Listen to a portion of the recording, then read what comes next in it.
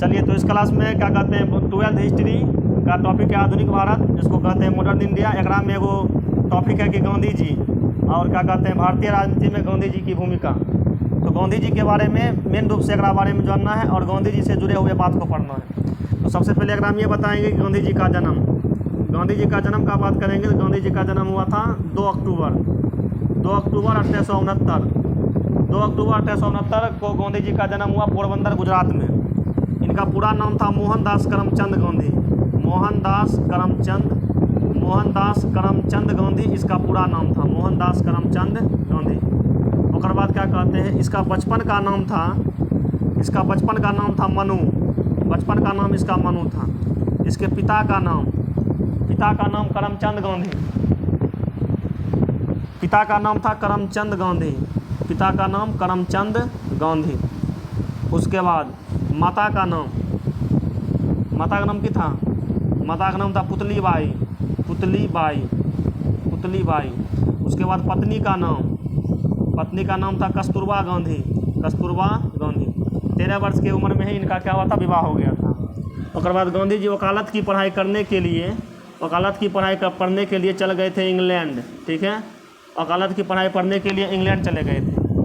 England से जब पढ़ करके आए थे वकालत करके, उसके बाद चल गए दक्षिण अफ्रीका में जा करके उन्होंने क्या किया था, पूछा जाएगा सबसे पहला सत्याग्रह।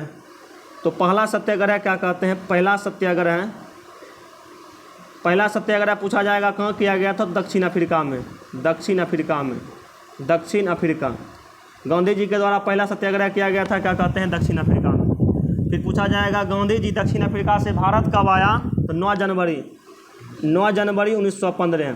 9 जनवरी 1915 को गांधी जी क्या कहते हैं दक्षिण अफ्रीका से भारत आया। इसलिए करके प्रत्येक वर्ष 9 जनवरी को राष्ट्रीय प्रवासी दिवस मनाया जाता है। प्रवासी का मतलब जब कोई बाहर से अपना देश आता है उसको प्रवासी कहते हैं। जैसे लॉकडाउन में होता था प्रवासी मजदूर, जो बाहर से आता था उसको प्रवासी कहा जाता है। तो राष्ट्रीय प्रवासी दिवस 9 जनवरी को मनाया जाता है। तो गांधी जी जब 9 जनवरी 1915 को जब भारत आए तो 1915 में क्या किया था, एगो साबरमती आश्रम का स्थापना किया था। साबरमती आश्रम की स्थापना किया था, जो कि गुजरात में है, अहमदाबाद के गुजरात में। उसके बाद गांधी जी का मुलाकात क्या कहते हैं, एक व्यक्ति से हुआ जिसका नाम था गोपाल कृष्ण गोखले राजनीति के अच्छा खासा जानकार थे। इन्होंने ही गांधी जी को कहा कि आप जो है राजनीति में चले आइए। तो गांधी जी को राजनीति के बारे में यही बताए थे गोपाल कृष्ण गोखले। तो पूछा जाएगा गांधी जी के राजनीतिक गुरु कौन थे, ये हो जाएगा गोपाल कृष्ण गोखले। उसके बाद 1915 के बाद आता है 1917 में क्या हुआ था। 1917 का एक घटना है चंपारण। बिहार का एक जगह है चंपारण में नील की खेती करवाया जाता था। जबरन किसान से नील की खेती करवाया जाता था और नील की खेती के लिए 3 कठिया व्यवस्था। नील की खेती के लिए 3 कठिया का मतलब हुआ कि 1 बीघा में 3 कट्ठा नील की खेती अंग्रेज से ज़बरदस्ती करवाया जाता था। उसके बाद इसलिए करके क्या किए थे 1917 में गांधी जी चंपारण जा करके क्या किए, 3 कठिया व्यवस्था को ख़त्म किए थे, चंपारण सत्याग्रह किए। और चंपारण का एक किसान था जिसका नाम था राजकुमार शुक्ल ने ही गांधी जी को चिट्ठी लिख करके चंपारण आने के लिए मतलब कहे थे। उसके बाद 1918 में क्या कहते हैं खेरा सत्याग्रह किया गया। उसके बाद क्या कहते हैं अहमदाबाद के मिल में जो मजदूर आंदोलन था उसमें भी ने क्या किया, गांधी जी मतलब भाग लिया था। उसके बाद यहाँ से अंग्रेज जब देखा कि भारत में क्या कहते हैं आज़ादी की लड़ाई के लिए लोग जागरूक हो रहा था, तो उन्होंने क्या किया, वो नियम बना दिया। नियम का नाम था रॉलेट एक्ट। ये सबसे बेसी इंपॉर्टेंट है। रॉलेट एक्ट जो लागू किया हुआ था 21 मार्च 1919 को सिडनी रॉलेट एगो अंग्रेज का अधिकारी था, उसी के द्वारा एगो नियम बनाया गया। ठीक न। और इस नियम में क्या होता था कि जो भी भारतीय बेसी हल्ला गुल्ला करता था, मतलब शक के आधार पर इसको मोन हुआ अंग्रेज उठा करके जेल में बंद कर देता था। और इसको क्या कहा गया, इसी को कहा गया काला कानून। इसको कहा गया काला कानून कहा गया। इसी को कहा गया बिना अपील कहा गया, इसको बिना अपील। इसी को कहा गया बिना दलील। और इसी को कहा गया बिना वकील। एकरा में न अपील कर सकता था, न कोई दलील सुने वाला, मतलब न कोई बात सुने वाला था, और न ही कोई वकील रखने का एकरा में पावर था। यानी कि आदमी को चुपचाप उठा करके जाता था, जेल में जा करके बंद कर देता था। इसी का नाम पड़ा रॉलेट एक्ट, इसी को कहा गया काला कानून। पूछा जाएगा किस वर्ष लागू हुआ, तो 21 मार्च 1919। अब देखो एकरा खिलाफ में, इसके खिलाफ में 13 अप्रैल, इसके खिलाफ में 13 अप्रैल 1919 को जलियांवाला बाग, जो कि पंजाब अमृतसर के आसपास एक जगह है, वहाँ क्या किया था, एगो मीटिंग किया था, जलियांवाला बाग हत्याकांड, ठीक ना। जलियांवाला बाग में क्या कर रहा था, भारतीय ने सब मीटिंग कर रहा था। तो मीटिंग का क्या मतलब, मीटिंग जब कर रहा था तो मीटिंग का भनक अंग्रेज को लगा। तो अंग्रेज के अधिकारी थे जनरल ओ डायर। इन्होंने क्या किया कि सब लोग पर कहा कि गोली चलाने का आदेश दे दिया, और एकरा पर गोली चलवा दिया। एकरा में 1000 लोग का मृत्यु हो गया था, जलियांवाला बाग हत्याकांड, जो कि 13 अप्रैल 1919 को हुआ था। और इसमें वो हंसराज नाम के आदमी था, जो चापलूसी का काम किया था। वो भारत के ही थे, अंग्रेज को जा करके बता दिए कि देखिए ऐसा ऐसा है, मीटिंग करने वाला है, ये सब कुछ प्लानिंग कर रहा है। तो अंग्रेज के अधिकारी जनरल ओ डायर ने क्या किया, गोली चलाने का आदेश दे दिया, और जलियांवाला बाग हत्याकांड में हजारों लोगों का मृत्यु हो गया। अब एक जब मृत्यु जब हो गया, तो इसको जांच करने के लिए है ना, अंग्रेज क्या किया, मतलब माहौल को शांत करने के लिए एगो कमेटी बना दिया। कमेटी का नाम था हंटर कमेटी। कमेटी का नाम क्या था, हंटर कमेटी।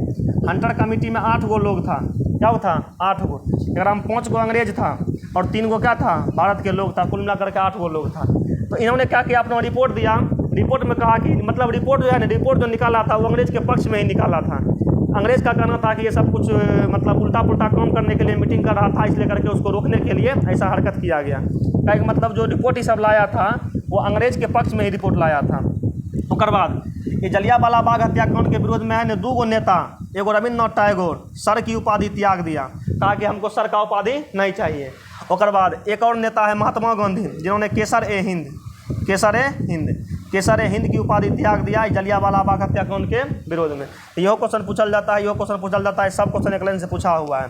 जलियांवाला बाग हत्याकांड 13 अप्रैल 1919 को जांच करने के लिए हंटर कमेटी, और 8 गो था, 5 गो अंग्रेज था, 3 गो भारतीय था। सर की उपाधि त्याग दिया था रविन्द्रनाथ टैगोर। उसके बाद केसर ए हिंद की उपाधि त्याग दिया था गांधी जी। ये 1919 के बाद हुआ। उसके बाद यहाँ तक भी नहीं रुके तो गांधी जी क्या किए, अलग अलग प्रकार का आंदोलन चलाना शुरू कर दिए। जिस आंदोलन में यदि शुरू करते हैं तो एक बाद 1919 के बाद जो होता है 1920 में गांधी जी के द्वारा शुरू किया गया था, जिसका नाम था असहयोग आंदोलन। असहयोग आंदोलन गांधी जी के नेतृत्व में शुरू किया गया था, जो 1920 से लेकर 1922 2 बरस तक चला था। लेकिन 5 फरवरी 1922 को उत्तर प्रदेश के गोरखपुर जिला में एगो कांड हो गया था, चौरी चौरा, ठीक ना। चौरी चौरा कांड हो गया था। चौरी चौरा उत्तर प्रदेश के गोरखपुर जिला का एगो गाँव है, जहाँ में एगो कांड हो गया था, जिस कांड के कारण क्या हुआ था, असहयोग आंदोलन को वापस लिया गया। पूछा जाएगा असहयोग आंदोलन, आगे ये सब लिखाएंगे। असहयोग आंदोलन कब शुरू किया गया था, तो 1920 में। असहयोग आंदोलन 1920 में रहा, ये भी कुछ दिन चला, फिर जा करके दब गया। तो फिर गांधी जी के द्वारा शुरू किया गया था 1930 में आंदोलन को, जिसका नाम था सविनय अवज्ञा आंदोलन। सविनय अवज्ञा आंदोलन, ये भी आंदोलन कुछ दिन तक चला, ये भी आंदोलन कुछ दिनों तक चला। फिर 1930 के बाद एगो आंदोलन और शुरू किया गया था 1942 में, जिसका नाम था भारत छोड़ो आंदोलन।